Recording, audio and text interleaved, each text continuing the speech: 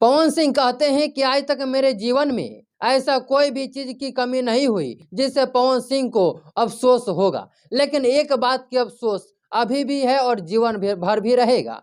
आइए हम बताते हैं कि आखिर पवन सिंह का ऐसा वो कौन सा बात है जिससे पावर स्टार पवन सिंह को अभी भी अफसोस है और जीवन भर अफसोस रहेगा। ये बात जो है पवन सिंह खुद बता रहे थे।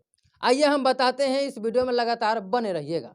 मैं आपको बता दूं कि पावर स्टार पवन सिंह चुनाव लड़ने वाले हैं बीजेपी की तरफ से, ऐसा खबर निकल के आ रही है और जिस वजह से वो अलग अलग न्यूज चैनलों पर जाकर के इंटरव्यू दे रहे हैं। और उसी इंटरव्यू के दौरान उनसे पूछा गया कि आखिर पवन सिंह को किस चीज की कमी है और किस बात की अफसोस है, तो उन्होंने चौंकाने वाला जवाब दिया है, जैसे आप सभी को सुनना चाहिए।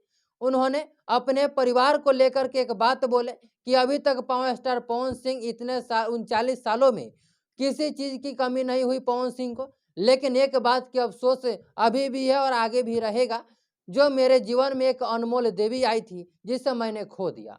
और इसको लेकर के पावर स्टार पवन सिंह कुछ दिन पहले भी बयान दिए थे एक न्यूज चैनल पे, और आज भी एक न्यूज चैनल पर उन्होंने बयान दिया है कि उस देवी को मैं बहुत चाहता था, बहुत प्यार करता था और उसको मैंने खो दिया।